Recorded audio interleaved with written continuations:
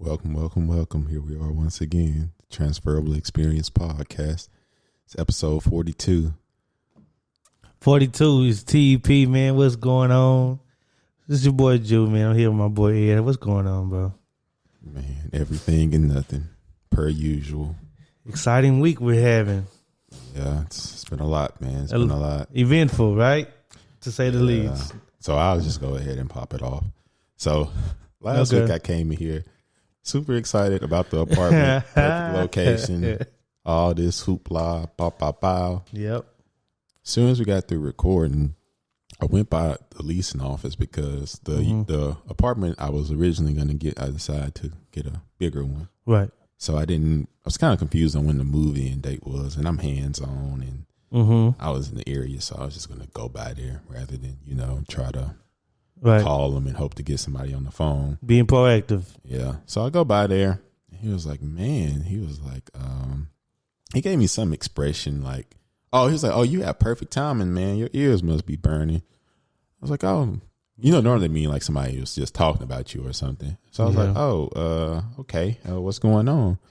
It's like, well, man, he was like, I was putting this off, but unfortunately, a pipe burst in the apartment you were supposed to get, and the tenant never told us about it, and we don't know the extent of the damage, and we don't know how long it's going to take to fix because it's like bad. Right.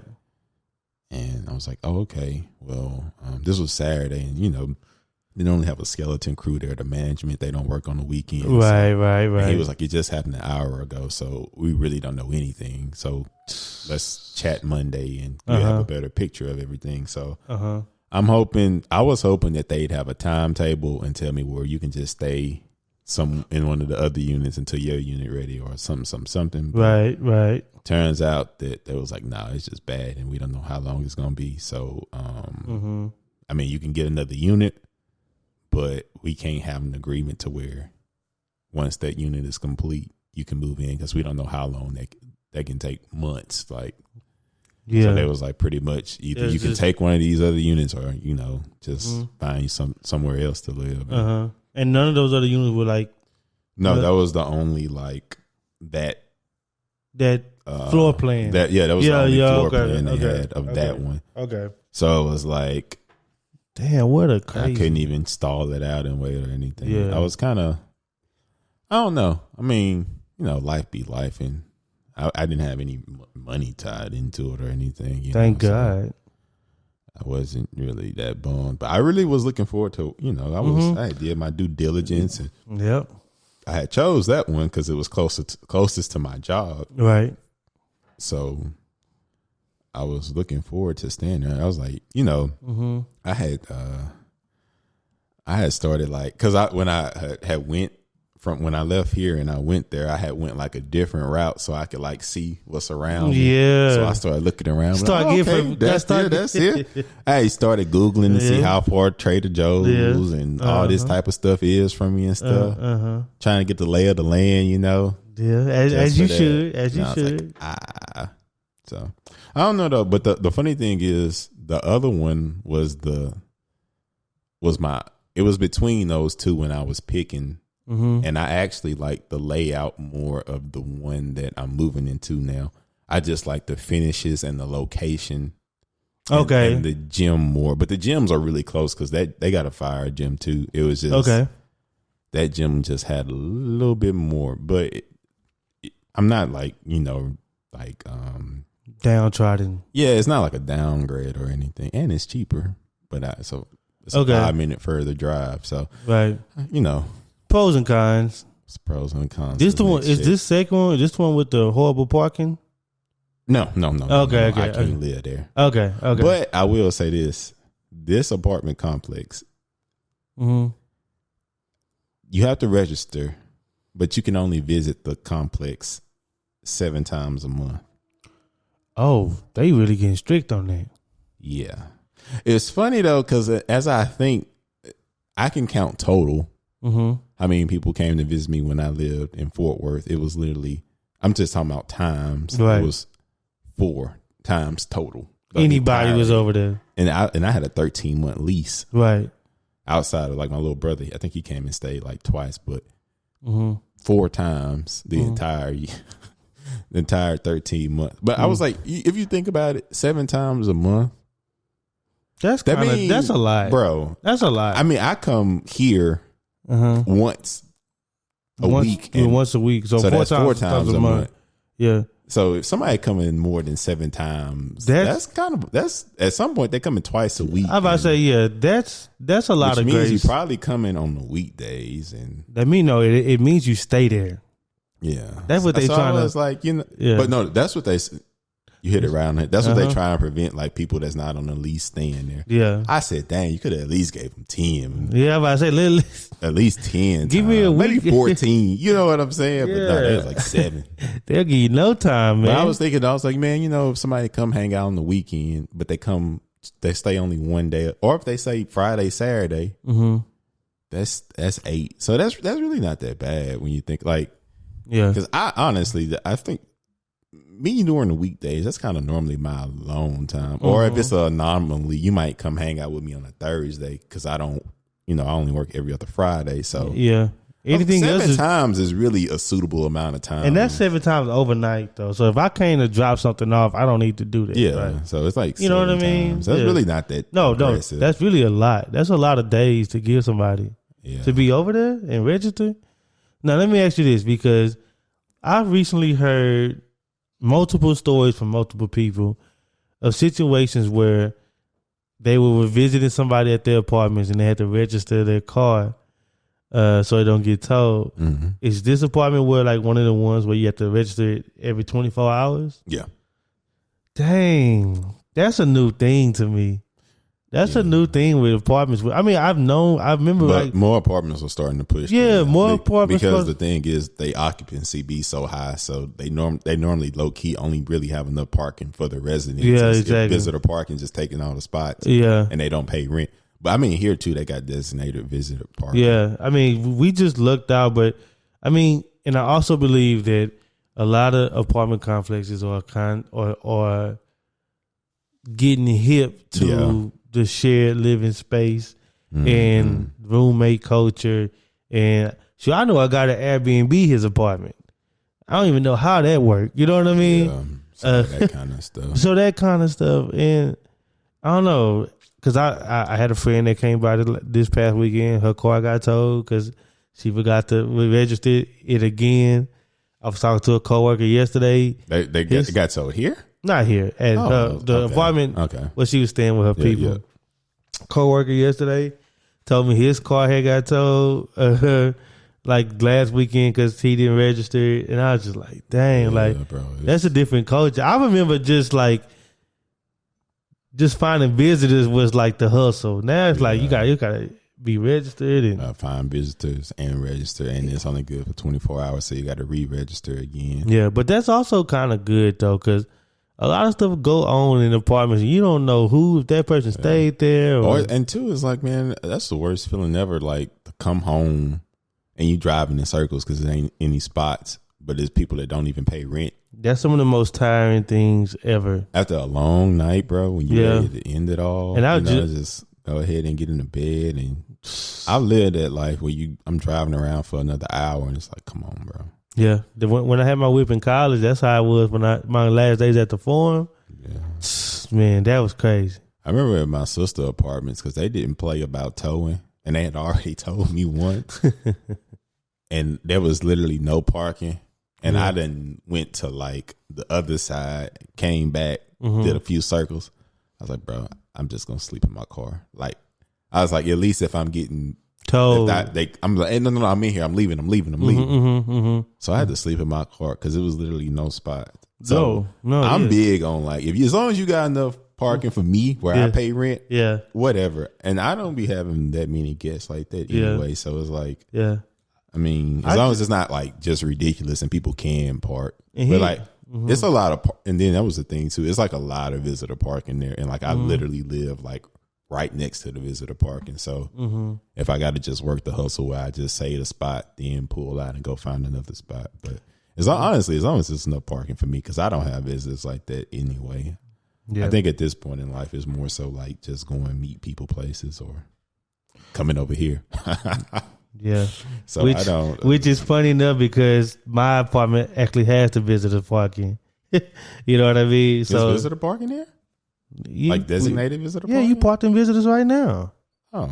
That's visitors. Oh, anything uncovered is visitor parking? It's just free game. Oh, there's plenty of space. There's always parking over here. Yeah, it's always parking. You know what I mean? So, but yeah, man, other than I got a pack this weekend, so that's what I'll be doing.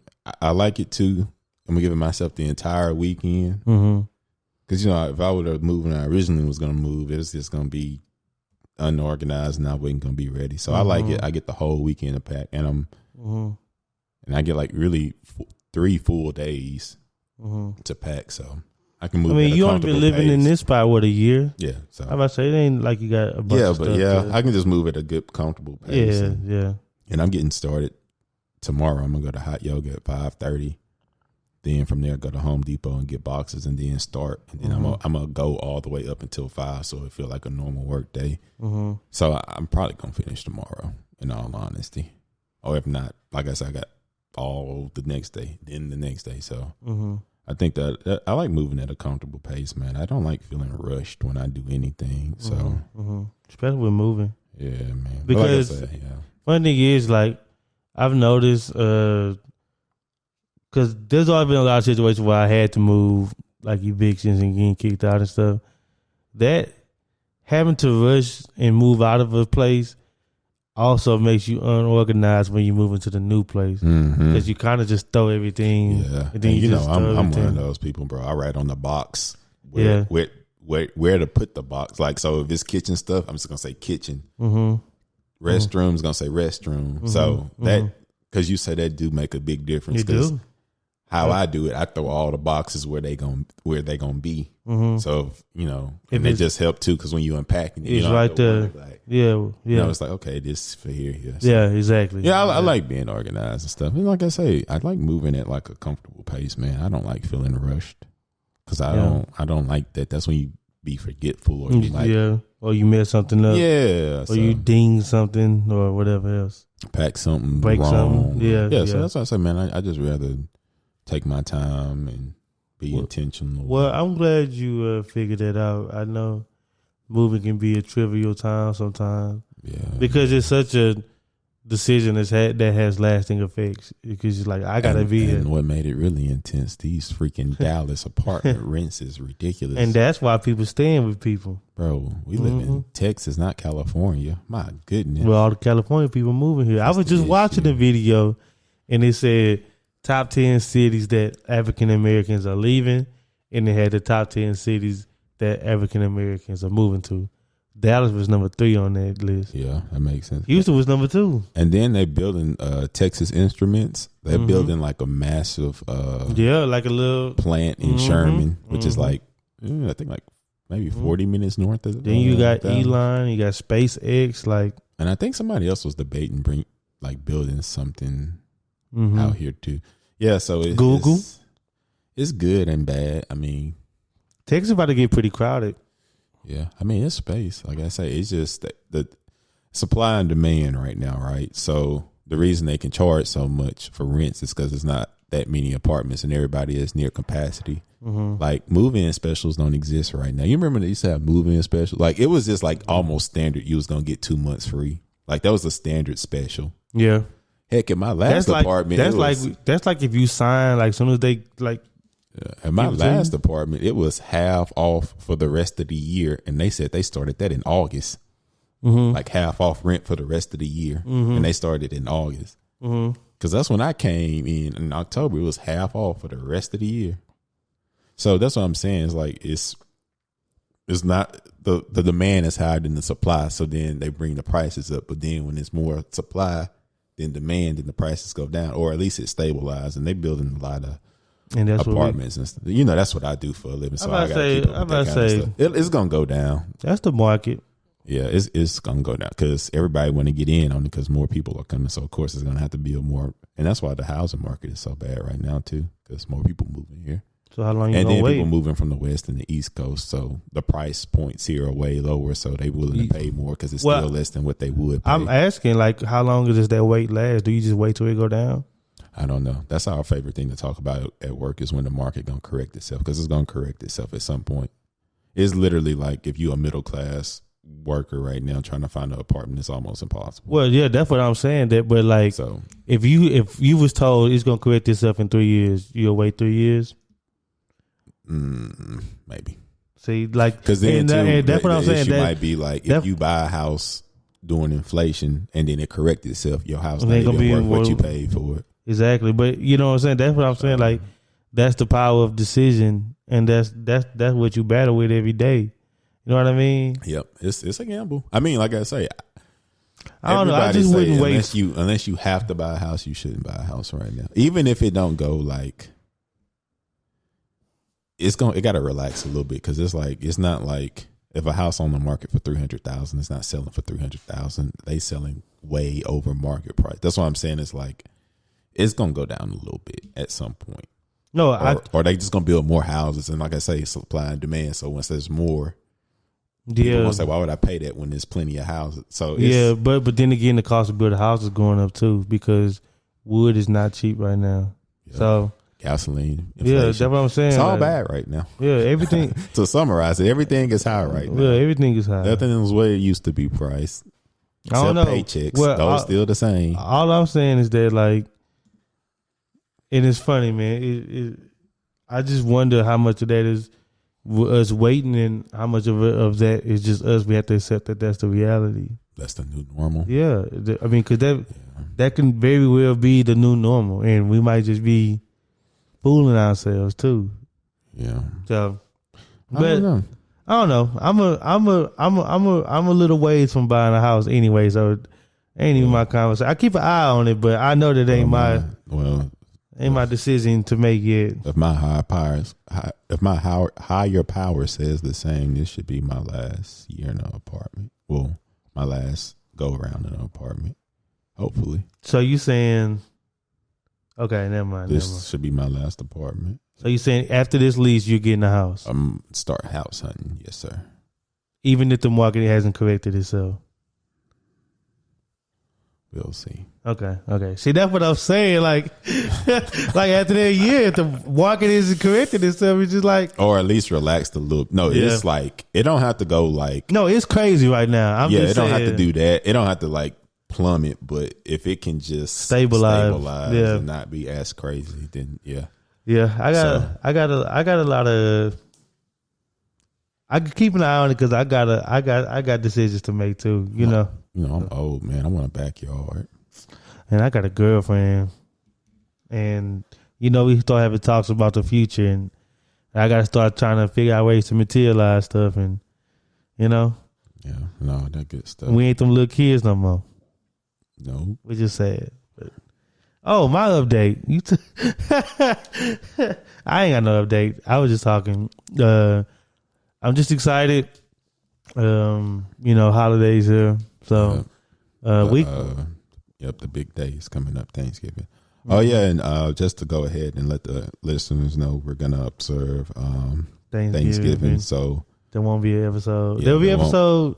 Yeah, after this week, it'll be a week off. Give us a week. Give us a week, and we'll be back. Yeah, we want everybody go home, enjoy your people. We want to go home, enjoy our people. Yeah, go spend time with your family. Yeah, man. Go. We still want your time. Just give us a week. And if you're over the age of 26, you need to be contributing something to Thanksgiving. You know what's crazy? I asked my sister today. I said, we need to find a new dish to contribute to the table. I know. There are staples that are not moving. That don't mean we slide a dish off. I'm just saying, like, we should figure something to add to.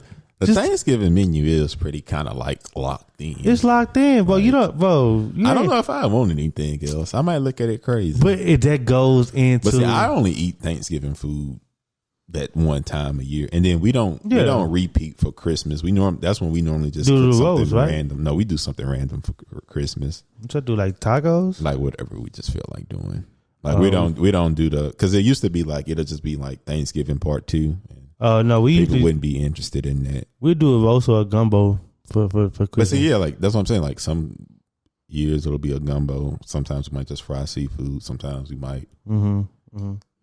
Honestly, I think it kind of just toggled between those two. My family always did gumbo for Christmas. Yeah, so we do gumbo sometimes. Yeah. So it may be time to break out that pot soon and stay this cold out here. Yeah, I got it in there. I got some pig feet in the oven. It ain't cooked yet though, so You well versed, man. well, you know. Well, anyways, my week has been going good. I've been enjoying myself. I can't wait to see all my people back home. You know, so that's been my week. I don't know. You know, I'm gonna take my time. I'm gonna say this: rest in peace, Young Dolph. You know what I'm saying? Tragic. What happened? This ain't a current events podcast, but I did want to shout him out. Man. Rest in peace, man. All over some cookies, bro. Yeah. Well, all while getting some cookies. Some cookies. Just an innocent action, man. Yeah. Just never know. And we gonna get, that's what I want to get into in a couple episodes. We're gonna talk about that. We're gonna talk about confrontation between black men in public spaces. Yeah, that'll be a good one. Yeah, we gonna pin that one. Right now, we're here to celebrate something else. Ed, what's that? That is the 10-year anniversary of Take Care. Hold on. That deserves applause. It does, man. It does. 10 years. November 15th, 2011. So we got to start before that, because this was the time where everything leaked. Like, it was just standard for all albums to leak around that time. Yeah, that's in 2011. True. Like, that's true. The leak was gonna come. Well, first of all, wait. First of all, we got to talk about, before we even talk about that, what leads it to that is just how you even procured music at this time.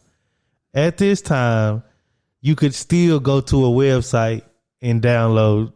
Like, file sharing was still. Yeah. Because that's when most people, like, iPhones wasn't a standard phone. Yeah, it wasn't a standard. Had Android, so they downloaded stuff like that easily. I remember having folders and they extracted it. Yeah, you can organize it and everything. Oh my easily God, you could with download Androids. the album cover, put it in the folder. That every song over there, you can go in there, rename every song. Yep, clean it up and everything. Mentally mind blown. You know what I'm saying? Yep, if you know, you know. But that's how music was procured. And you still have people that bought CDs. I don't think streaming existed yet in 2011, or it wasn't prominent. Like, people wasn't just doing it outside of like Pandora, but that was more like a radio station. Yeah, that was the first years. It was some, individuals that paid for Pandora. I was not one of those. Yeah. Random side note. Okay, go ahead. In undergrad, I used to always write my papers to Pandora. That way I could have something playing, but I didn't have to pick music per se. But I always would go to the Usher radio, and I would be the one that would actually thumbs up and dislike stuff. Yeah, but when I say my Usher radio was perfection on Pandora, hey, oh my goodness, because that was 4.5 years of liking down. Yeah. Bruh, that algorithm, that might be the most perfect algorithm I ever had curated. I was about to say, I don't know if this is like a copyright thing that they locked down early, but Pandora got a really good algorithm. They really do. Because I stumbled on there at my dentist's office. He was playing Pandora on the little TV, and it was just like a regular like light rap station, but that bug was fire. Yeah. And I was like, Pandora still like, Pandora really do have a good algorithm. They got a good algorithm. Like, they really do. There's a lot of like playlists and autoplay features on these streaming sites for Pandora, and it is one of the only music apps or websites that listen to whatever you told them, like up or down. Yeah, it literally won't play that ever again. Like, they don't violate. No, they don't violate. And that's because I had a couple stations. I wish I could find those stations because I had a Wale station. Yeah. Like, I had it to where, like, if I click Wale, I'm going to get J. Cole, Big Sean, Big Crit. But the songs I like by them that relate to the songs by Wale I like. I think I might have to download Pandora. Both. Because this is an app. Check it out, Bo. For my ride home, because, man, my Usher radio, man, was... both. That was on another level. They was playing it. But anyways, back then, this is 2011 or 2010, 2011. File sharing is still alive. Not necessarily LimeWire because we had moved off that. Yeah, that had gave everybody viruses. And then MP3 players, they were still there, but this is when the second gen of smartphones kind of took, and like the big thing about them phones was that you don't need an MP3 player. You can listen to your music. Had enough memory. Yeah, that's when people just started just moving to one device. Yeah. Like it could play music and you could use your phone. You didn't need two devices to do that anymore. If somebody had an MP3 player, I didn't look at them weird, but I was like, you got a phone that can do that. 2010? The album came out in 2011. By 2011, man. Yeah, if you got an MP3 player, you tripping. But I'm talking about like when songs started coming out. Because I think if you had an iPod, that really meant that you was a deep music lover. Come 2011, because that really just wasn't that common. Nah, I wasn't seeing those Zooms in 2011. Now I only saw a boy. Yeah, I only knew a boy. Shout out to my boy. But yeah, for sure. At that point, it was just for the deep music lovers if you still had an iPod in 2011. But anyway, I'm sorry. I interjected with that. Go ahead. You can go down your timeline. I just want to give that historical footnote. Yeah, so like I was saying, I remember the leak coming out, and I kept saying, because I remember with his first album, Thank Me Later.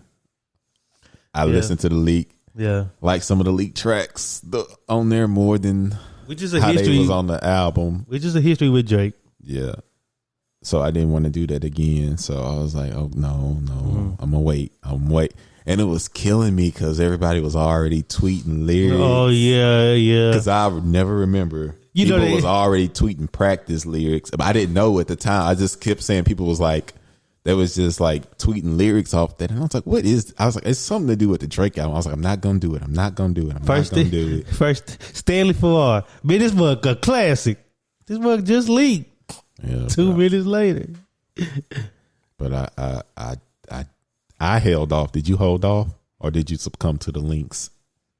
No, the leaks? No, I succumbed to the leaks. I was trying to hold off.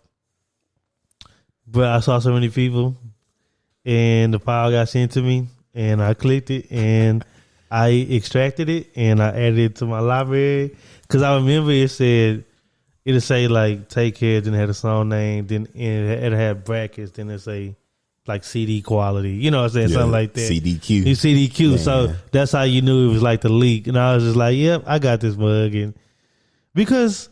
There was a song or two on there that sounded different. Like it wasn't finished or something like that all the way. It might have been Crew Love. One of those songs, like on the leak, it wasn't as polished as the actual song. I want to say it was either Crew Love or like something else. But see, that's when I was still using those darn overhead beats. Oh, yeah. And at that time, too, I had some type of PC that had like the Beats integration in it, so I was listening to the. Oh yeah, as a speaker. I remember that. I had that. It was like I had that with the Beats, and like I remember, I was like, no, I'm gonna wait, and I waited till it came out. You a good man. And then like I remember on back in those days, if you use like the Beats, the overhead thing, you can hear when they took breaths. Mm-hmm. Like you hear them in hit, like you hear everything. Yeah, like you hear it all, man. And that just gets us into the first song, man. That Over My Dead Body, just how it came on. Well, first of all, let me set the scene. Because I downloaded this mug on an October night. I'm in high school. You in college. Mm-hmm. I'm in high school. It's my senior year. So this is the soundtrack to my senior year, which has a near and dear place in my heart. When I downloaded that thing, NCAA Road to Glory. All the lights off, man, I locked in. When I tell you I locked in, could nobody tell me nothing. Man, that first song came out, I said, oh no. I said, I paused it. I said, And this is before Buddha even liked Drake, so I couldn't just play it out loud, because Buddha he ain't like to sing in Drake like that. Yeah. That first song took me somewhere, bro. That must took me somewhere, man. It was so calm, and he just popped it off, and I think I killed everybody in the game last year. That's a quiet favorite of mine. Over My Dead Body, I might say there's a lot through the track list, but that book really is a quiet favorite of mine. Like, I like that, man. I ain't gonna never tell nobody to turn that off. I think that might be my favorite intro for a Drake album. You like that better than Tuscan Living?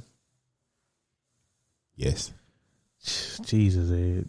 Tuscan Leather is second though, but nah, that over my. He just did so much on Tuscan Leather, but this ain't about that album. But yeah, but this. It was just. This was special though. I like the pace of it, and it really set the tone for the album because the album wasn't just crazy up tempo. It was more so like go with me, like it was more calm. So that's.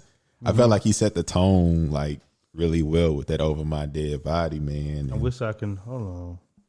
Go ahead. Because I'm gonna find some song by song breakdown because I know they got it out there. But yeah, man. So I just felt like. Everything about it was just like, I just like how I just went into the album. It was calm and stuff, and that's I'm gonna be saying this a lot. That's probably one of my favorite songs on the album. Oh God, we said we should put a counter on this mug. But yeah, so that was Over My Dead Body, man. I think that was just the perfect way to intro the album. Honestly, with Take Care.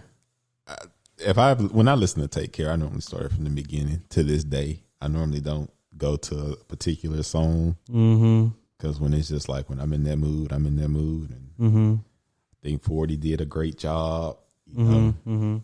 But I mean, you had anything else you wanted to say about Over My Dead Body? No, I just found this Rolling Stone article that like goes through each track, and they it says Take Care opens with a grandiose ode to fame, power, and money.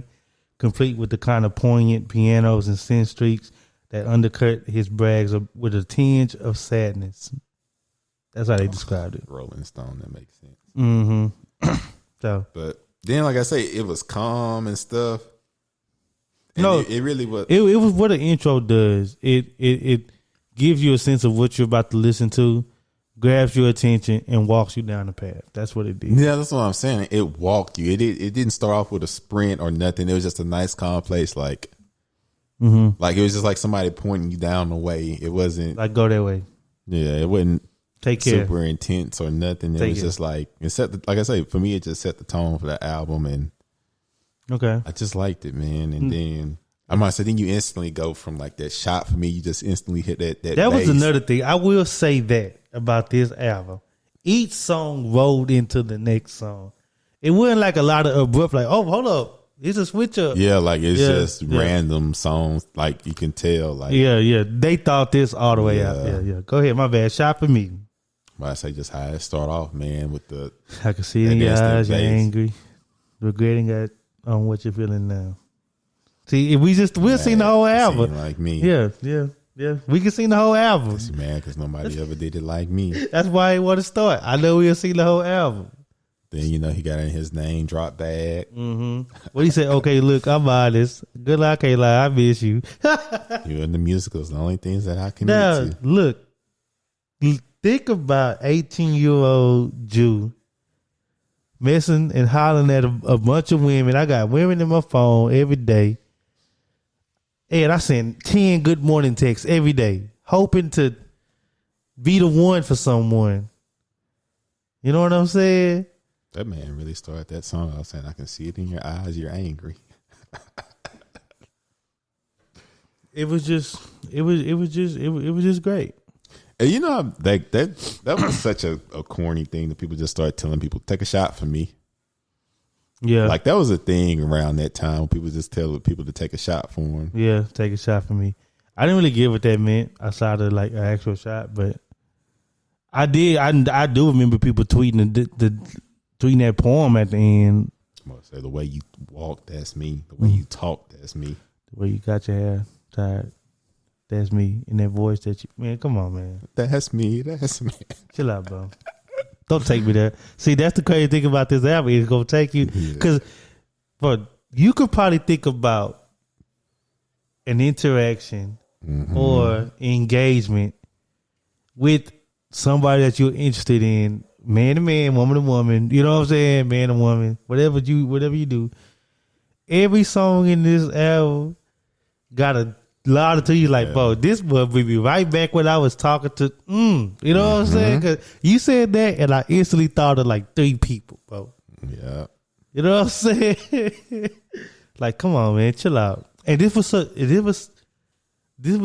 it was so timely because this came in a lot of our formative years. Definitely. Like the real formative years. Mm-hmm. So some people live by this. Like a lot of people live by the words that have been said on these songs. My bad. Especially, when it comes on a romantic level. Man. I didn't know that poem was just that popular though. May your neighbors respect you, trouble neglect you, angels protect you, and heaven accept you. Bro, Miko just asked us the other week. He's like, "What's that? May the angel protect you song?" And then Lee was like, "Shot for me." It's the continuity of this album because at the end of that poem they start like fading the beat in, then you go instantly in the headline. Oh my goodness! Hey, dang. Now, Headlines was a single, so it came out first.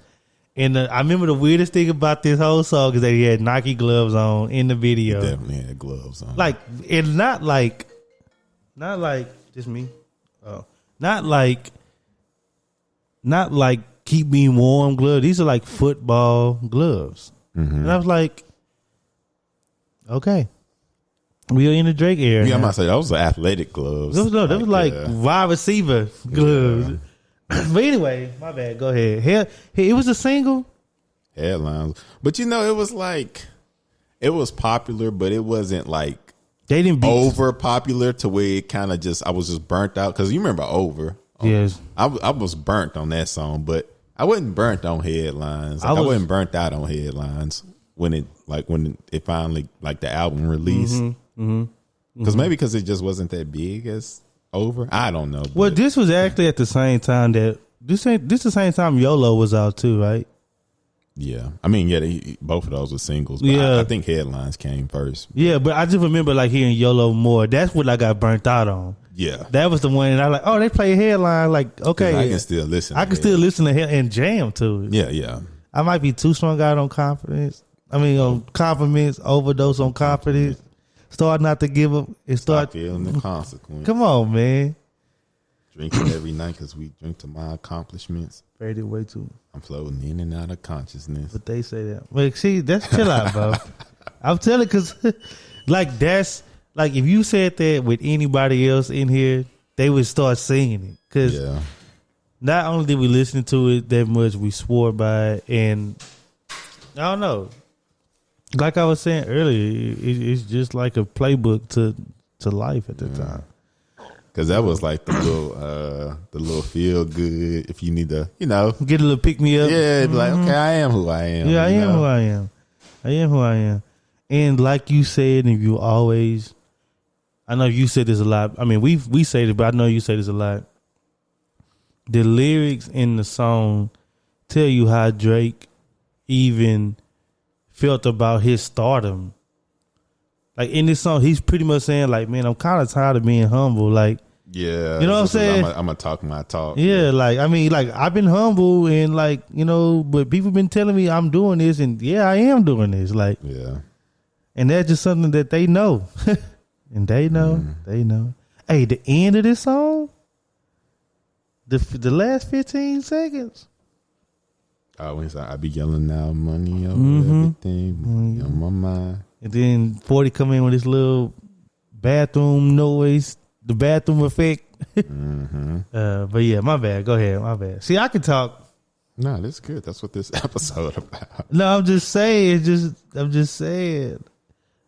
Because then I like too, like I say, like the tempo, it just never got too crazy. Because as soon as you never got too boring either. Oh yeah, I'm gonna say, because as soon as you go from Headlines, then you just hear that piano, then you just hear the Weekend. Then it start out the way this kind of abrupt start, but it grab you though. Yeah, that was man, that was a heck of a beat. And you know what? For the people that didn't know the Weekend, we knew the Weekend at this point. Yeah. But for the people that didn't know the Weekend, this might have been like their early introduction. This was a lot of people intro to the Weekend. Yeah. A lot of people. And we know that because we put a lot of people on the Weekend ourselves. But cool love, go ahead, man.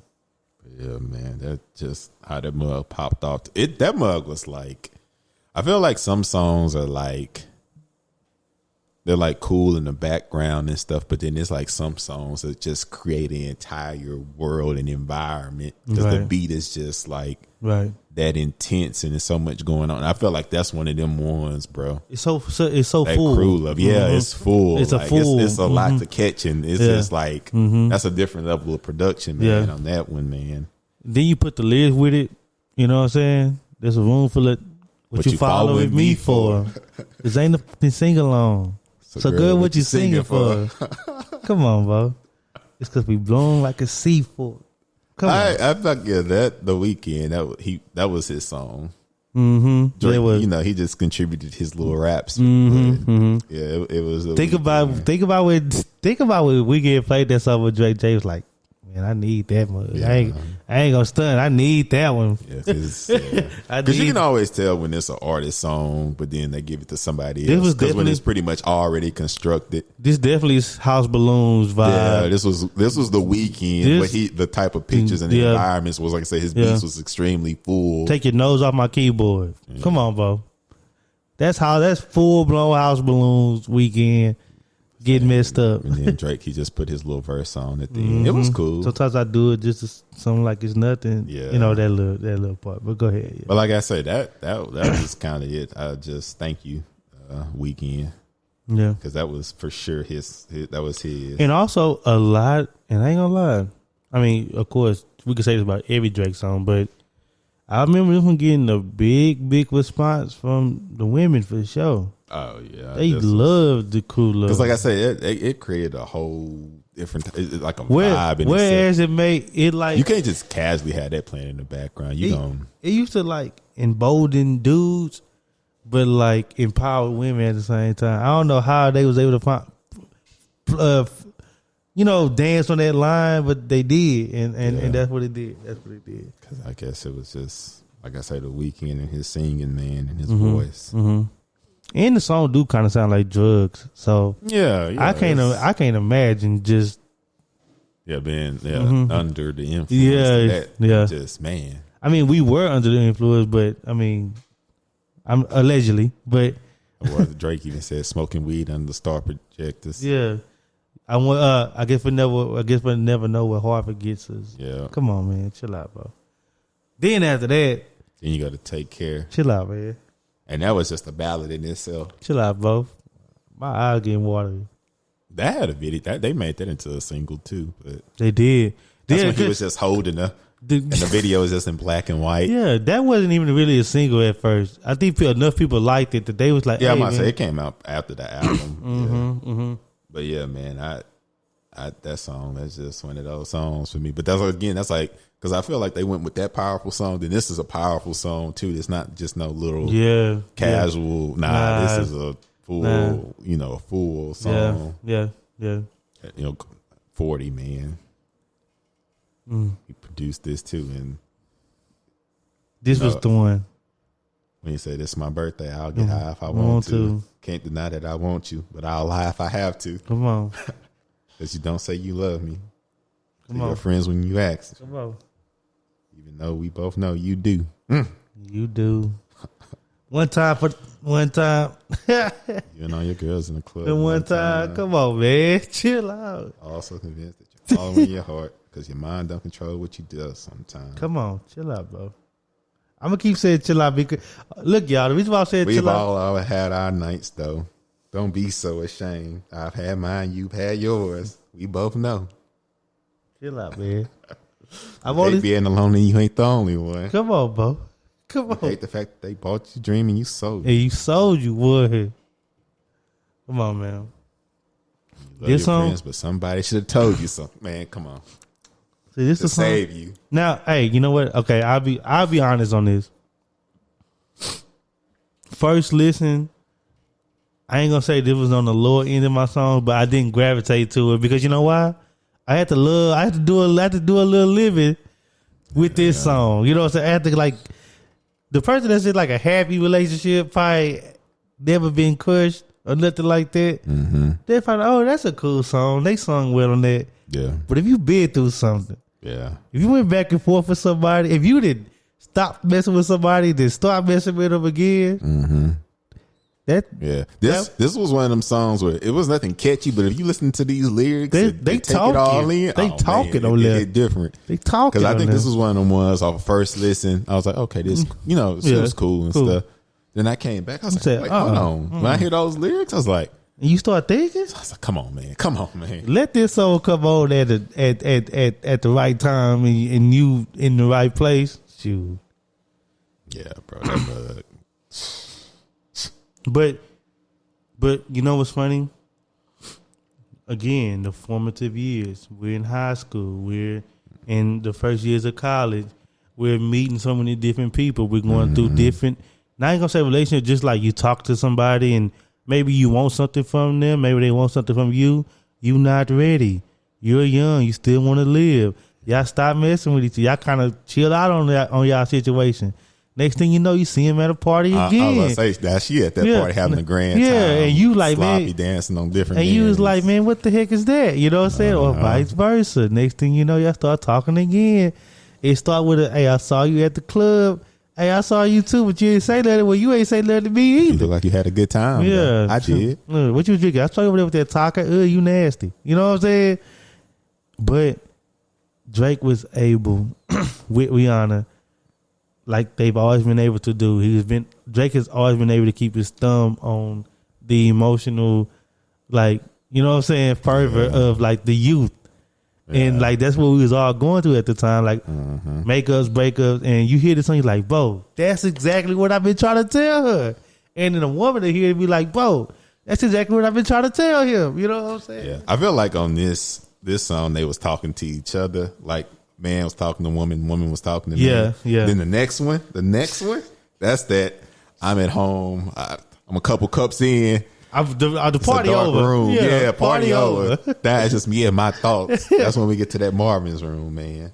40, my goodness. And that goes, it's almost like this goes. That was a hard, like, 3 to go crew love, a little up tempo, then go take care while I'm talking deeper about stuff. What a run. What a run. Marvin's room, where it's a combination of lyrics and the beat. It's just slower and it's like. What a run. Man. What a run. And Marvin's room. You know, man. You know, I know. I just now see that's one of them ones where. Excuse me. Mm-hmm. That's one of them ones when it came out. It was just times where that was just on repeat. That was just on at one point. That was just on repeat for me. You know, I went to sleep with this song on repeat. Yeah, like that. It was on repeat. On my Samsung Galaxy, the first little. For real smartphone I had. This came out. I listened to this song on repeat. And I remember because I used to be able to go to my playlist. And remember I used to love looking at people's top 25 playlists. Mm-hmm. This was the number 1 song on my top most played. Because I went to sleep listening to it on repeat, bro. That's how much. Heck, I was up listening to it on repeat. No, it just became so much of the environment of the room. That's what I'm saying. Like I couldn't change it. I went from jamming it to just like I would just keep it on here while I laid down. Man. This one like women would get drunk. Like, hey, I'm sorry, I pulled a Marvin's room on you, lad. It became a word, like a verb. Shoot, I haven't seen a few men get drunk and sing this at the top of their list. Me. I got sung it with you. I mean this whole thing, man. That's why I say if you dealt with women, it's something don't take care of that's gonna like connect with, you know, like if you dealt with relationships, period. Yeah, it's like something like this is just that drunk call in song form. And you know, I love the end. Your white girl just say you niggas crazy. I hope no one heard that. Cause then we gonna be in some trouble. And like, you know what I'm saying? That's just like, but it's true though. He really described what it's like to come home after that club. A party, we threw a party. This came over, we threw a party. I was just calling because they was just leaving. Talk to me now. Don't have much to believe in. I need you right now. Are you down to listen to me? Come on. Too many drinks have been given to me. I had sex 4 times this week. I'll explain. I'm having a hard time adjusting the fade. After a while, girl, it all seems the same. And he put it out there. Yeah, this was a vulnerable song, man. And I know we might get some comments that people like, man, it was the people like the JoJo version. Remember the JoJo version? It was that powerful. Not the JoJo version, but this song was so powerful that people remade it. Say, I got some women that's leaving off me, paid for their flights and hotels. I'm ashamed. Come on, bro. Bad that you know them. I won't say no name. Come on, bro. This, because I remember this was like to be honest, bro. Now I'm gonna put some context to it, right? This was a pretty noticeable and distinct shift in music at the Marvin's room. Yeah. And it was a shift in like I would say relationships and like intimate like exchange between opposite sexes. Because here was somebody saying like, hey, this is a man saying, hey, this is what happens on my end. That's some high level dirty Mac and some top tier. Yeah, it was. But if you remember, and people that's listening, if you remember when this came out, you can remember conversations in the classroom, on the bus, at the kickback or whatever. Girls asking dudes, dang, that's really how y'all think? You know what I'm saying? Like they were asking you this, like, is that really is that really what happens? You know what I'm saying? I remember that, like, it was like a discovery for them. Like, it was like Drake uncovered like a nasty truth about what men be doing. You know what I'm saying? Because I remember like girls like, hey, do y'all really be thinking like that? This would be a conversation, a general conversation in the party. Yeah. And some dudes like yeah, some dudes like no, and then they like, dang, you know what I'm saying? Yeah. But we flipped the question on them. Was like, well, why y'all keep messing with us if we do this? You know what I'm saying? Mm-hmm. And then it just, that song spurred a lot of discourse that probably needed to happen between men and women. You know what I'm saying? And this is pre-PC, so there were just a lot of just This raised the bar in music for me. Like I remember saying after listening to this, I didn't know music could sound this good. Like it just raised the bar sonically for me. Well, you know, it's so good that I don't listen to it that much. These days, I don't listen to it that much. Yeah, if I'm gonna listen to Take Care, I listen to it in its entirety. Yeah. They did start playing this on the radio too at some point, but it was like way after it did what it was supposed to do. So yeah, but see, I like that because he went super in your feelings, then he balanced it out with Buried Alive. I about to say, and then that's when a lot of people first heard Kendrick. Yeah, some people didn't even know that was Kendrick till they discovered Kendrick and went back and said, "Oh, that was Kendrick." Yeah, but see, I like how he did that by putting it there. Then let me give you some up tempo stuff now. Okay, I was about to say now. Clearly after this when we get into like, I ain't gonna say the gangster stuff, but like this is when all the rap heads that was waiting on the album to turn up. Yeah, this when he gave us because back then it was people that liked him singing and there was just some people that exclusively liked him rapping. Mm-hmm. My brother. Yeah, your brother was prime example, and they didn't like when they blended. But I think on these next few songs is when, if you just wanted to hear Drake rap, here you go. Then when he was like, this was the I Ain't Forgot About Y'all section of the album, because he opened it with Underground King. Come on, bro. Bridge over troubled water, ice in my muddy water. Rich off a mixtape, guy. Rich off a mixtape. Come on, probably shouldn't be driving. Come on, see. Can't even see it straight. He say, fuck with me. I bought a shot. Come on. Live a little. Die a lot. And lie a lot. Come on, man. You, girl, you right there. You look like you liked it. How'd I know? That's me or some. You know what I'm saying? I can sing the whole song. But I would say this. Underground King was good. I like how he gave you a little intro in the beginning. He ain't just come in rap. It was like the little symbols or whatever. Yeah, man, this was just all around good song right here. And it started rounding the album out. Like if you thought it was too emotion heavy or too slow or too soft. You know what I mean? Which is what Drake got a lot back then. This one, they started rounding out the album. So yeah. Then he went right, but then he went into "We'll Be Fine." Another banger. Yeah. You know what I'm saying? Another banger. Come on, bro. We'll Be Fine. I know a lot of people that really like this one. Just because he kind of gave a couple different flows. It was nice. It was just him. You know what I mean? Yeah, he was just rapping on it. Yeah, I was like, he was just rapping on it. If you just wanted to hear that. If you just wanted to hear that, yeah, it wasn't I don't think it really wasn't no features on this one. Nah, and it really I think Birdman just talking. Oh yeah, he was talking. And it really wasn't no hook either. He was just like, he was just rapping. Girl, I'm down, girl, I'm all the way down. We'll be fine. Yeah. It really wasn't too much on that. He was just rapping on that mug. I think for me, I like Underground Kings and We'll Be Fine.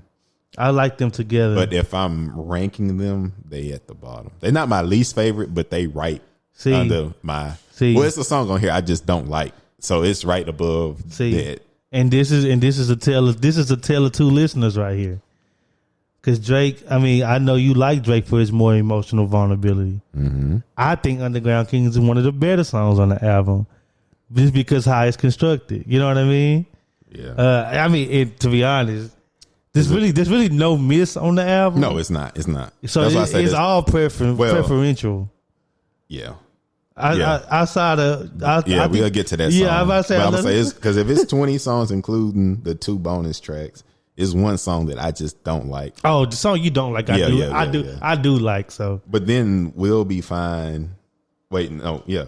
Underground Kings and We'll Be Fine are right above them, like at the bottom for me. Wow. And then everything else is kind of hard for me to like really rank. But them, I could see We'll Be Fine being down there. Yeah, them, but they good songs. I like them. Like I don't skip those songs. Try to see if I like Underground Kings better than Headlines or Shot for Me. Oh my goodness. Well, I like Underground Kings. Yeah. I like it too, but not to put it up there with especially not with Shot for Me. Yeah, but you like that type of music. I'm with you. You like that type of music. I like rapping. I like Drake rapping. I like him singing too. Yeah. But it's hard. But go ahead. So, we can move on. After We'll Be Fine.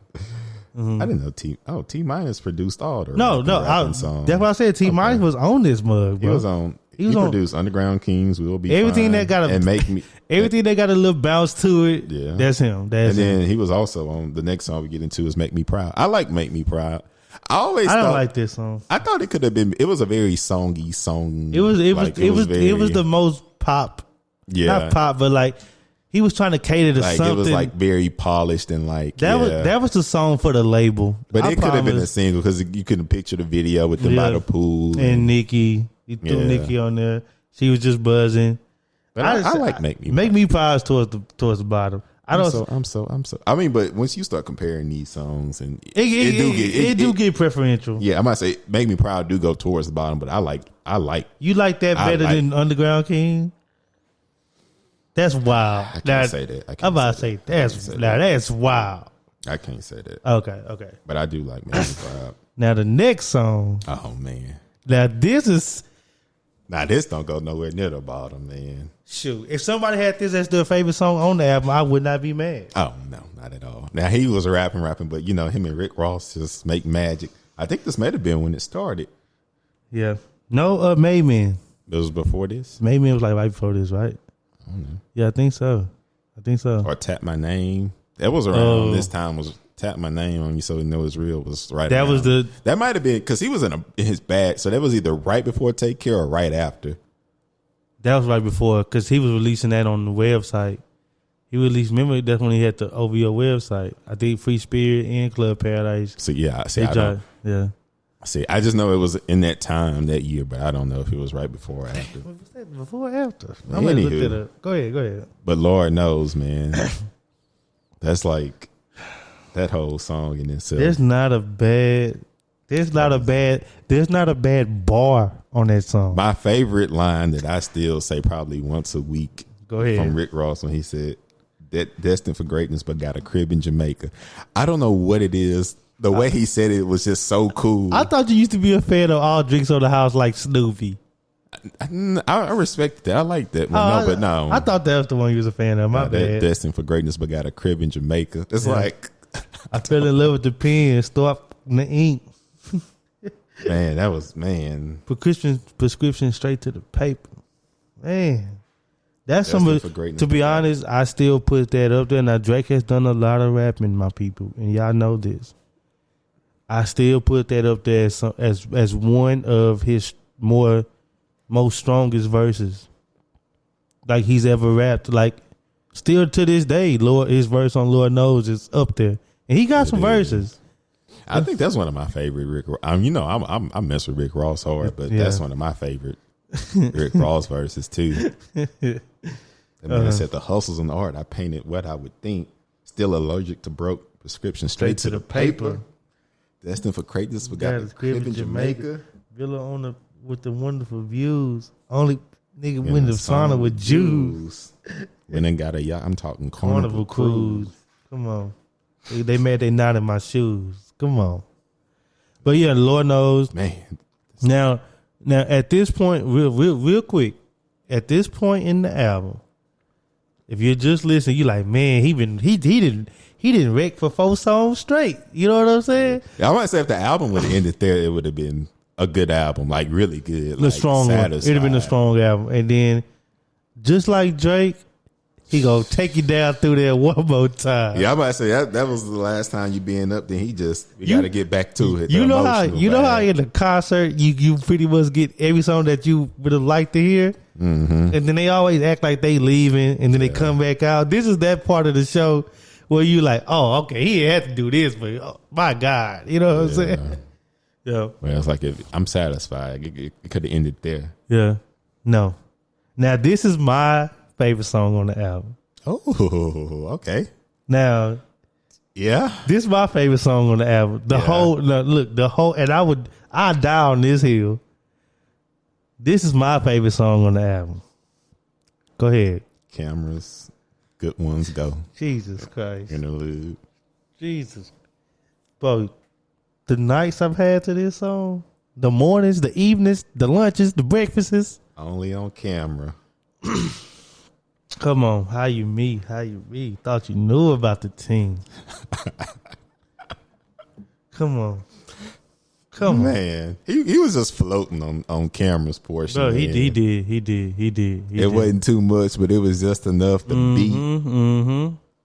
And when I tell you, bro, again, 40, man, some of his best work production wise on this. Shout out to 40 because he flipped that John B. Mm-hmm. It's a John B. Sample, and he made people fall in. He made people fall in love with the original song. I might say he sampled it, but still used his voice, so people were still singing that part in the background. Exactly. This is one of the songs, like, as soon as it come on, everybody like, oh, that's one of them, oh. You know, you could probably do that with every song. And then I liked it, too, like how he used his voice to transition when he's like the...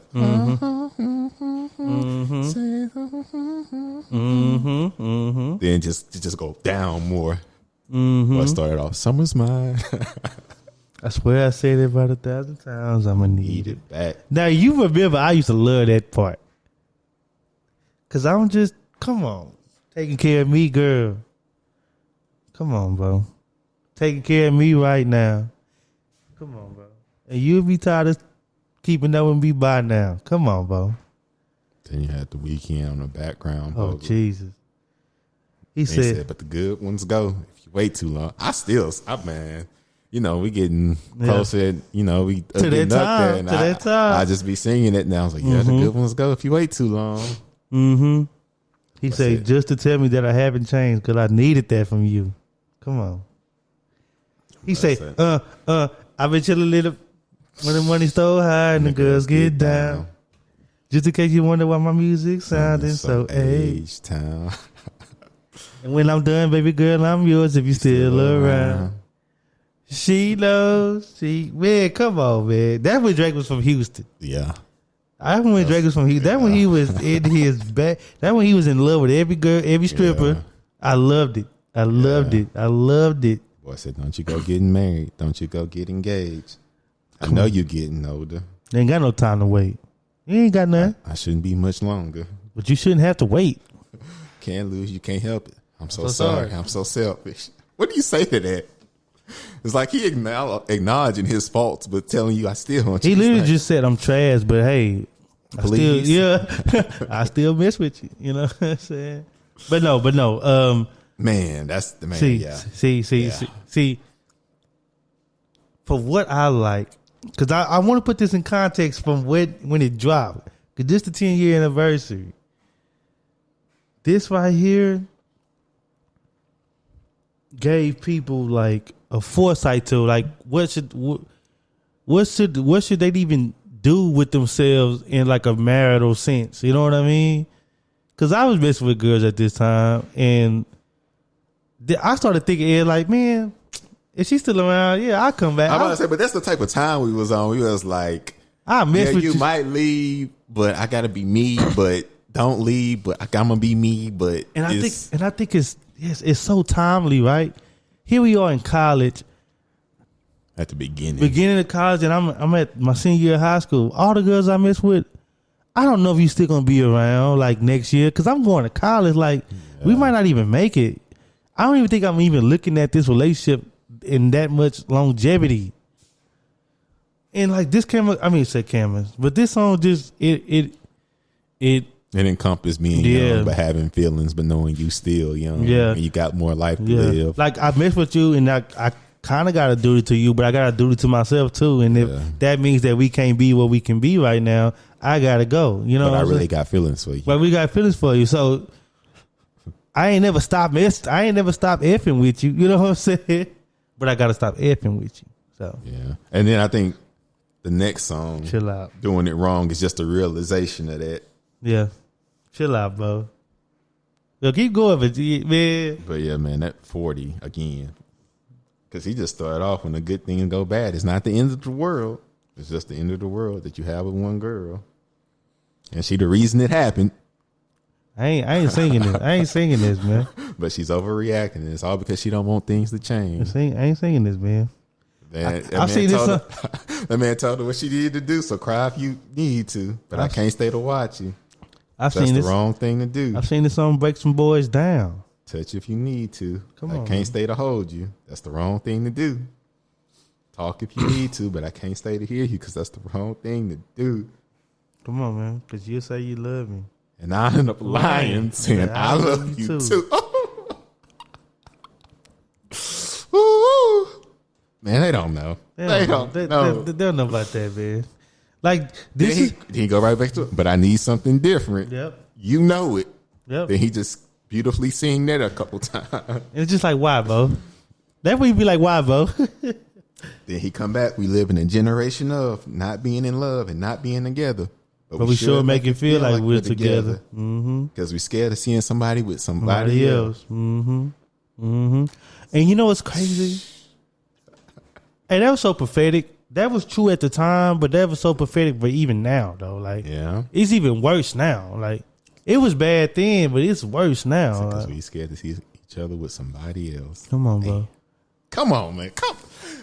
When people say they don't like Drake, I'm like, bro, you dealt with women. Come, you done went through this. Like, unless you're just a gorilla all the time, but you had to like a girl at some point. Now, even the dude that's a gorilla, he probably done jammed this mug like 8 times because he when he by himself, yeah, it's like that for him.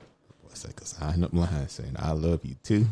Now look at you know what's gonna happen if he gonna stay and he gonna see you crying because he got a heart still. Yeah, I mean the feelings are there. It's just that I'm going somewhere else. Man, so he needs something different. But if you stay, you gonna start crying and doing that. You gonna feel bad. And he gotta comfort you. And you gonna say you love me, and I'm gonna say I'm gonna love you. I love you too. I just feel like I gotta say it. Sounds like the right thing to say. And don't even get me started on the harmonica, all right? Stevie. My goodness. Hey, my Stevie. Goodness. If it wasn't enough, then he come on. I'm about to say, hey, if you wasn't broken down by that point in the song, that harmonica might have got you. Because the damn show got me, all right? Because the harmonica's damn show had got me, okay? Man, that was... But that's a mean transition, bro. That cameras to this, and it don't even stop. But before we get there, here is with this song. Here's another example of Drake accurately describing the emotional bandwidth of the generation that he's speaking for. Yeah. Cause look, this, you know what this encompasses? You know what's factored in songs like this and cameras is that I went through liking the girl, she didn't like me back. I went through a girl liking me, I didn't like her back. And that's on the most basic level. But I've also been through seeing a fine girl on Twitter and DMing her and trying to build something that might not be there, but in my mind it's like that because I kind of fantasize about her. This factors in getting the girl you think you like because she bad in high school, just to find out that she ain't really nobody anyway. It wasn't all cracked up. Pedestal, but you didn't realize that until you finally got her. This factors in. Okay, I got this by a couple girls. I'm on my S word now, and although I want to fulfill my own lustful intentions with you, yeah, I don't want to sell you down the river. But if you willing to do that, I'm telling you that this is what it's gonna be. Mm-hmm. This factors all that in, and this is what our generation lives off of. Yeah, and that I'm just describing the time. You know what I'm saying? That boy Drake defined relationships for the generation, for the modern day generation. I honestly think didn't Issa use this? To use that line? No, dear white people did. But go ahead. Yeah. Sorry about that. That was a tidbit. You know, that's how I know this album was so incredible. Because this is a magnificent song, but it get lost in the sauce for me. Like, I don't remember this song until it come up, then I'm like, my goodness. I don't know about you, I man. love this song, but like, I don't know about you, man. But you got to think, bro, that was a hard trio. That might be the best, like, 3-song run on the album. Lord Knows, Cameras. Or a 4-song run. Because you go, Lord Knows, Cameras, Doing It Wrong. Then you go into the Real Her. Again, 40, my goodness. But, yeah, because that.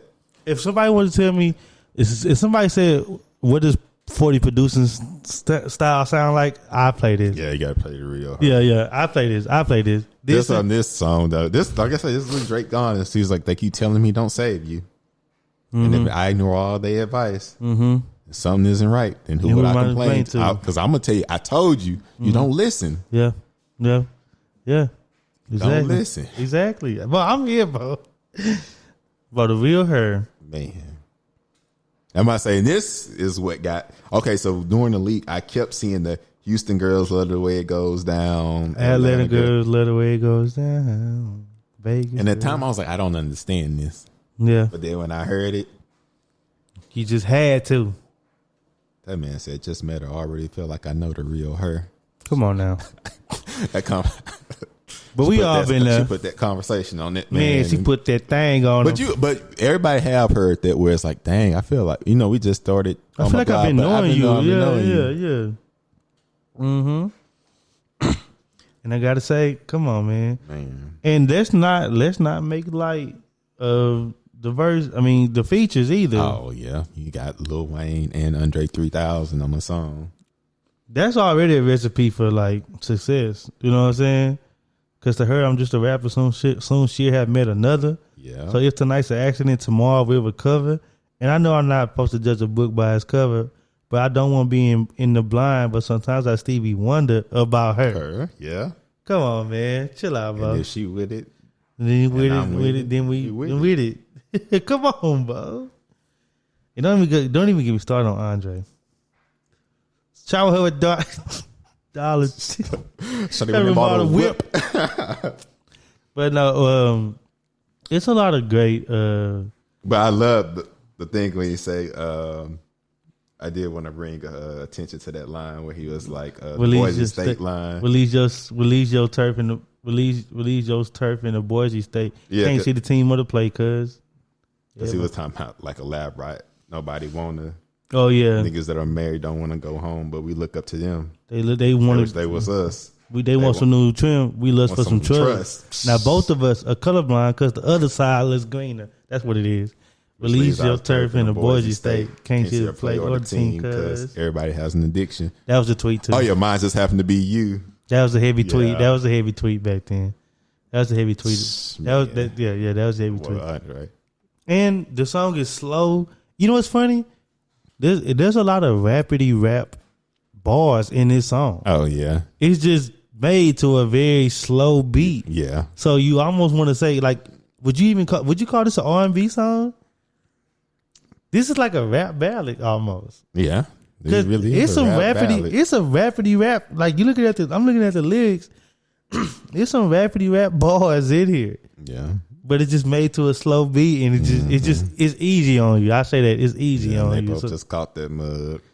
I think everybody was 3 for 3. Yeah. It was no bad for Andre 3000. Now to meet your girlfriends that you said you might bring, if they're the ones that tell you that you do the right thing. Don't bring that bad energy around. Yeah, remember everybody been messing with that girl. Then you meet a friend like, oh, y'all the ones they be talking that. Okay. I see what I'm dealing with now. Yeah. Come on, bro. And you never go wrong shouting out Houston, so. I'm telling you, that was, that real her, man. Yeah.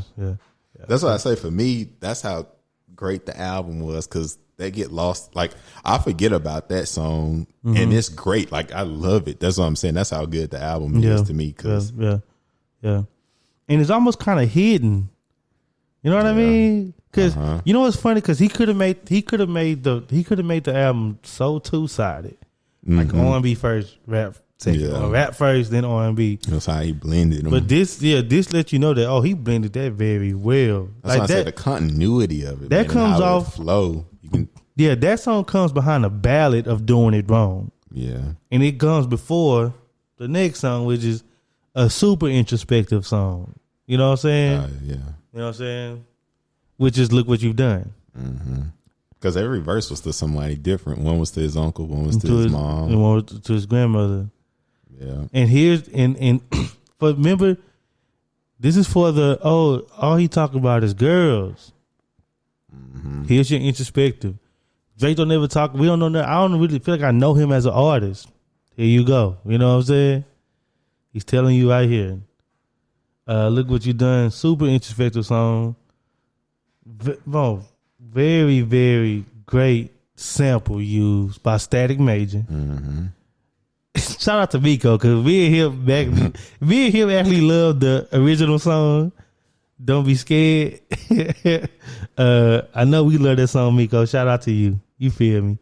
I like this song though because it talks about taking chances, right?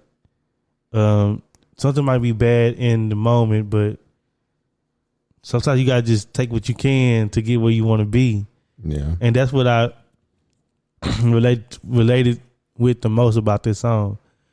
This is a time where people were like sneaking out their parents' houses to go to parties and staying out late, and you might not have enough money to flex, but you're gonna act like you flexing anyway. Yeah. And Drake's song "Look What You Done" lets you know it wasn't just me. Yeah. He talks about the arguments with his mom and everything like that. We've all had arguments with our parents, thought about running away. You know what I'm saying? Had emotional exchanges with our family. And he was a guy to say, hey, man, y'all ain't the only ones that go through that. We go through that here in Toronto. I go through that here in Canada. You know what I'm saying? That's a boo-hoo, sad story. A Black American dad story. And come on. Yeah, he was talking. He was talking. This song did what it did what it needed to do. And it bridged the last part of the. Because I was like, this was an emotional song, but emotional in a different way, because it wasn't about romantic relationships. It's more like family relationships that he was getting into. Yeah. And even he was saying how like, because he talked about his mom, dad, and uncle. He talked about how like he stole his uncle's car and used all his debit cards to buy fake purses for girls. Because like checks bounce back, put all the money in your accounts back. Yeah.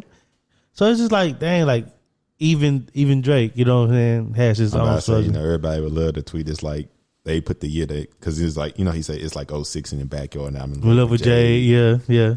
Or if he says it's like it's 09 in your basement and I'm in love with Ned. Yeah. I'm gonna be in love. Because I wasn't ready. And your back, and you smoking heavy. Come on, man. I sit next to you and I lecture you because those are deadly. See what I'm talking about? Yeah. Then you say it's F you, I hate you. Come on, man. Everybody had that moment. Man, that's a powerful song. Bro, that's another one of the songs. If it catch you at the right time. Yeah, and you listen to the lyrics, but he opened up. Yeah. He opened up though. He opened up, which I really appreciate it. And then, like I said, I felt like he went from like probably the most vulnerable, like just letting you completely in. Mm-hmm. After that, just say like I'm still turned up. Yeah. Then we got HYFR or effing right. Effing right. And I remember this was I'm not gonna lie, this was a fun song to just rap to because like the delivery that they had in this song. All my exes live in Texas like I'm George Strait, or they go to Georgia State where tuition is hanging out somewhere that live in Atlanta that she only sees when she feels obligated. And see, that's what I say. I just like rapping along to that mud because it was like it's a good cadence. The flow, it was a good cadence. It's a good cadence. And then we got the then it slow down at some point. Then he go right back to it. Then we got probably the most tweeted lyric of the 2010s. But a female dragon had a fire conversation. He really said some stuff in that. He did because he was like, and I wish the same, but I wish she wasn't married. Promises, hope I never break them. Come on, man. But yeah, this was like this. I loved rapping along to this song. It was just fun, like I said, because of the cadence. I'm going through here. Oh yeah, but she was no angel, and we never waited. I took her for sushi. She wanted to, so we took it to go. Told them don't even plate it. It was, and then like the video too was cool because they reenacted the bar mitzvah and had all the cameos from Trey Songz. The Kid Cudi was in there. It was just an up tempo song. it was just one of those like I think he had to balance it out. It's like okay, we dang near in tears. Yeah. Let's go ahead and get it back right. And then I like the little end too where the beat just dropped out and he just singing. Oh and yeah. Say hell yeah.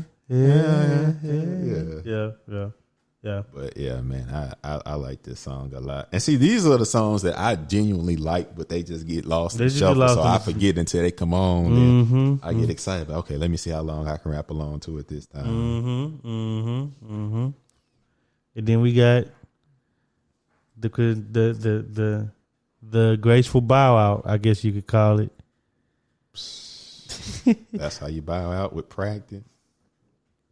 Let me put something in your life. Yep. We got practice, and he rounded it out with practice. Which and that mug was produced by 42. I mean, 40 also. But man, that's you don't realize like that song culturally in the South to be that big and nobody to not be offended by how they sampled it. I was just about to say that. Yep. Because it was just done. It's dang near a romantic. Yeah, it's like a bounce song. Yeah, it is. But romantic, like yeah. It's a romantic bounce song. Yeah. Now look, for our listeners that are not oriented in the South, this song is sampled "Back That Thing Up" by Juvenile. Now that's a fun song in New York. Oh, they playing the little South songs. That's a cool song in Chicago. That's a cool song in the West. Y'all probably heard most of it just at parties or at like, I don't know, Greek functions. Yeah. But in the South, that's an automatic. That's a get out the way. You know what's about to happen. That's like everybody get up out your seats. Yeah, it should be nobody. I say if it's at a kickback, that's one of them songs when you go find a woman, or whatever you prefer to dance on. This is the song that if you are having a horrible night DJing.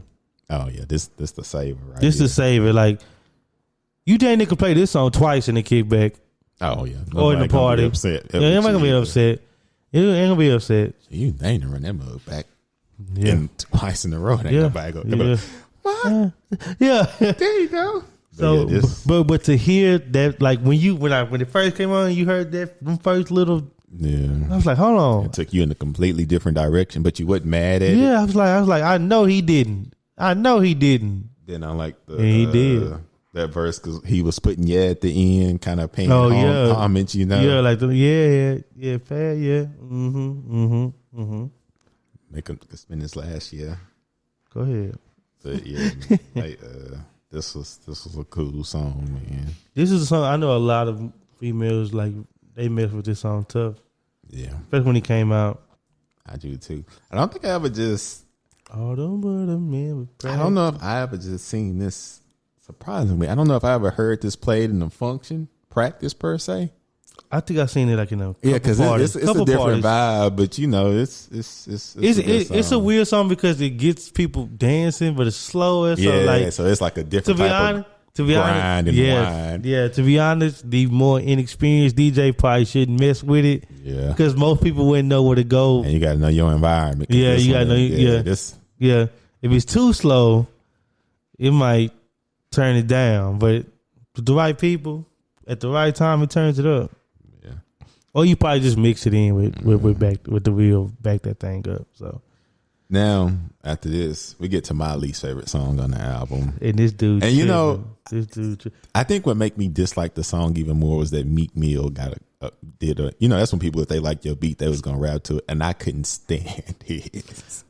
But I mean, you're talking about The Ride. I like that one too. But go ahead. The Ride. It's my least. This is the only song on the album I don't like. You think this is a bad song? No, I just don't like it. Okay, I ain't gonna argue with that. But you tripping. So it's not oh no, you said another song was your least favorite song on the album. Make Me Proud is my least favorite song. I like this song more than Make Me Proud. Yeah, I don't like this song at all. Yeah, so that's how you feel about this. How you talking about this is how I feel about Make Me Proud. Yeah. So T minus. So I think that's you got somewhere to add to The Ride. Yes, okay. Because it's a great introspective look because he's talking about people tell him, "I feel you," and he's talking about, "No, you can't feel me. This is what I go through. This is what I deal with on a daily." You sure you feel that? You sure you go through that? I loved it. Really liked it. I thought it was a good song. Some people can't get past the beat, but to be honest, I ain't never really heard nobody say they don't like it except Ed. So I like it. It's a good song for me. It was. I'm glad that it was a bonus song because it didn't really fit nowhere in the album, which is good. But yeah, I liked it. It was a good song. Oh, I think that was part of that was a part of the actual album. You said bonus. No, because the two bonus tracks was The Motto and Hate Sleeping Alone. Oh. No, they ended the album with that. I mean, I guess it made sense to end the album like that. I thought it was, that come from that leak because that was a bonus. No. It wasn't on the leak. It wasn't on the leak. I know, it was, yeah. But then that take us into, because you just said T minus did all the stuff that had a bounce and he did The Motto. I didn't know that. Yeah, he did The Motto. The Motto was a cool song. They used that as a single, so I kind of got that's YOLO. Right? Yeah, that's YOLO, The Motto. Yeah. I was going to say. Oh, yeah, because then I think this is one of the few remixes Drake did, because he did a remix because he put Tyga on it and somebody else. And Lil Wayne, right? Lil Wayne was on the original version. Tongue kiss my other tongue. That's all I mean. Yeah. Yeah. Oh, my gosh, Becky. I don't remember the remix. But Yeah. I don't know. He put Tyga on it. I can't remember who else.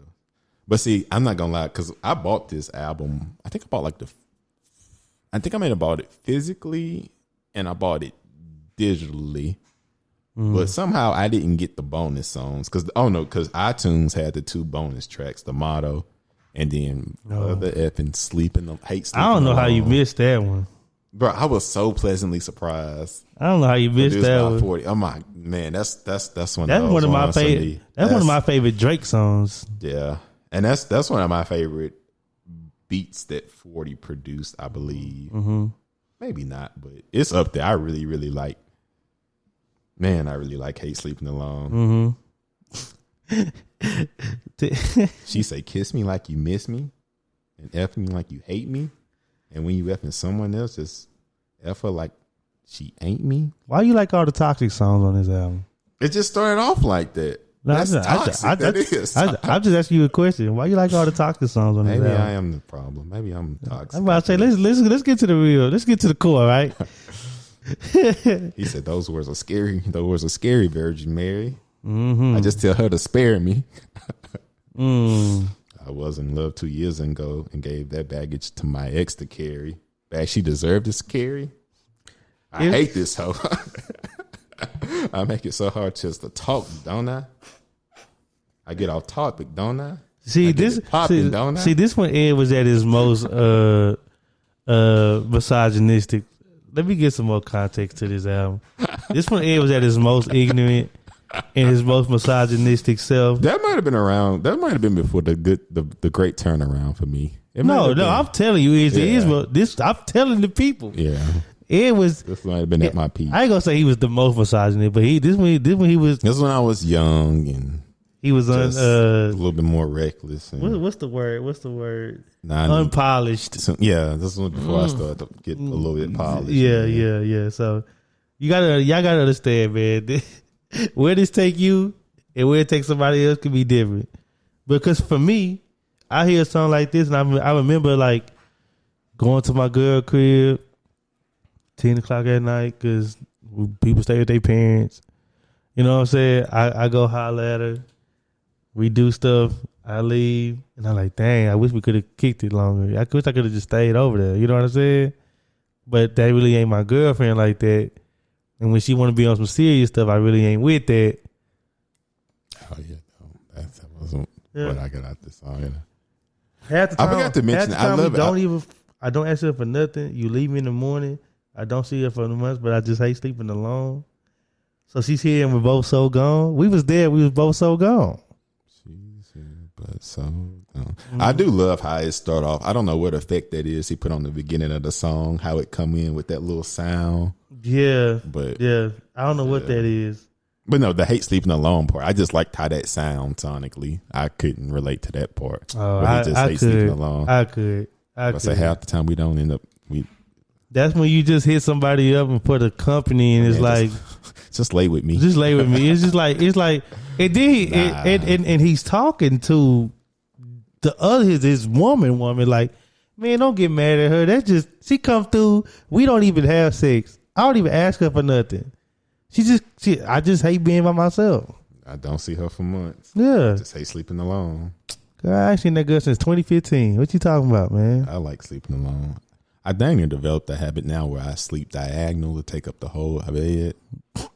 Okay, go ahead. Anywho. No. But see, I think, like I said, that first verse is more on the toxic side, the stuff he's saying. Mm-hmm.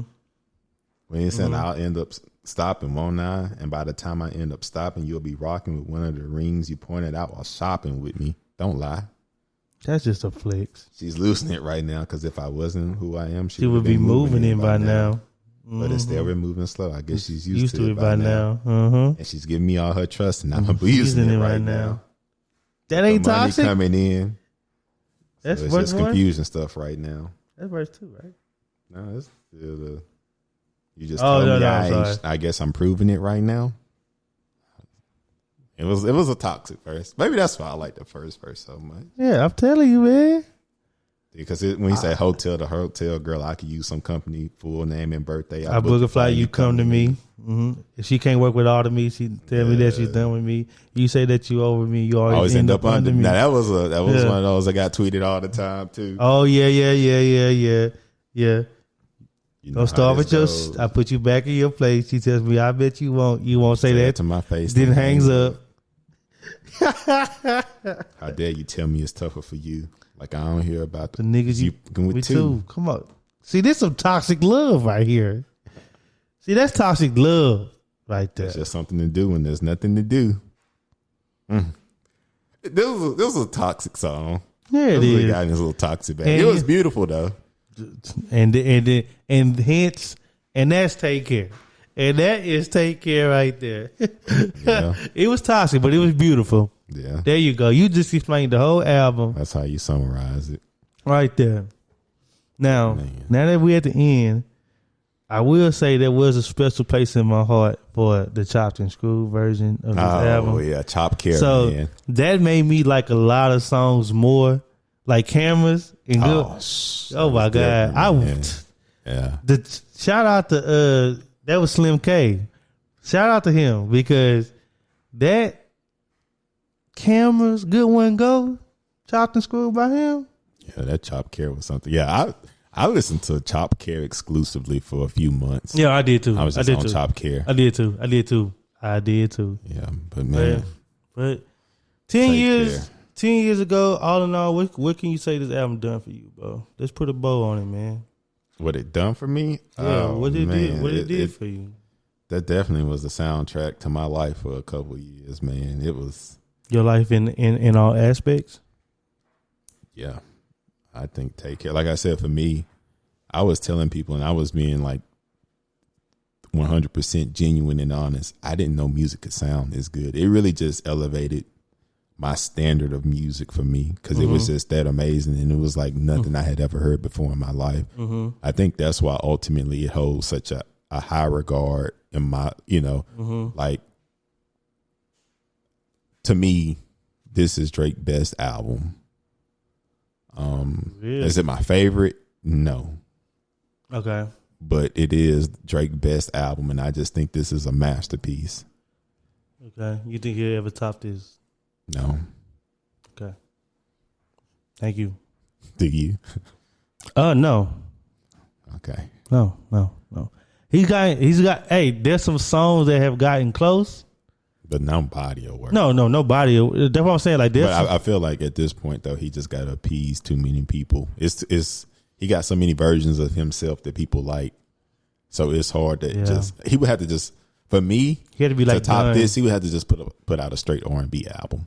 For me, to top this, because this was just so balanced and. See, but that's when he didn't even have Island Drake at this point. Yeah. See, I hate we did. The only thing I hate we did this conversation before we had a real music episode, because you got like, I know that you're more inclined to R&B. Yeah. I'm more inclined to rap. So a whole R&B album by Drake may not top this in my mind. I like melody. Yeah. Not necessarily. Yeah. But yeah. So I don't know. I just, and that's why he don't get this transparent and stuff anymore either, and that's what I was about to say. And that's why I like Take Care, because it's the perfect mix. There's rap songs, there's slow songs with rap bars, there's straight up ballads for the people that just want to hear that. Yeah. There's songs with straight singing all the way through.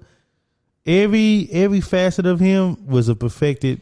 Yeah, he gave you he gave you like the best rap songs, the best singing songs, the best rap version, the best ballad version, and cool little just bops. Yeah. And I do have to say, gotta get a Weeknd some credit, because I know he was heavily involved in this album. So that's why I say too, he'll probably never top. Yeah, but I say because a couple of them songs were Weeknd songs that he gave to him, or reference tracks that he gave to him. So 10 years to Take Care. Yeah. You know what I'm saying?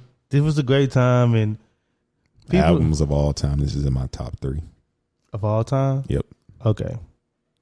So we definitely gotta have a music episode then. Nothing major. But yeah, this has been episode 42 of the Transferable Experience podcast. Remember to do all the things. And also remember that we will be taking a Thanksgiving break after this. So we gave y'all a long one so y'all can marinate on this one. Yeah, so we'll have plenty to talk about after the holidays. Hey, here's a hint for the people that's cooking turkeys, man. When you defrosting it, season the water. Don't put you ain't gotta put all your seasonings in there, but you put some seasoning, some salt, and some garlic powder in the water that you defrost the turkey in. It's gonna come out. And hey, if the food ain't up to par, don't be afraid to say it. Yeah. Well, you come on my crib. Enjoy your family, man. Enjoy your family.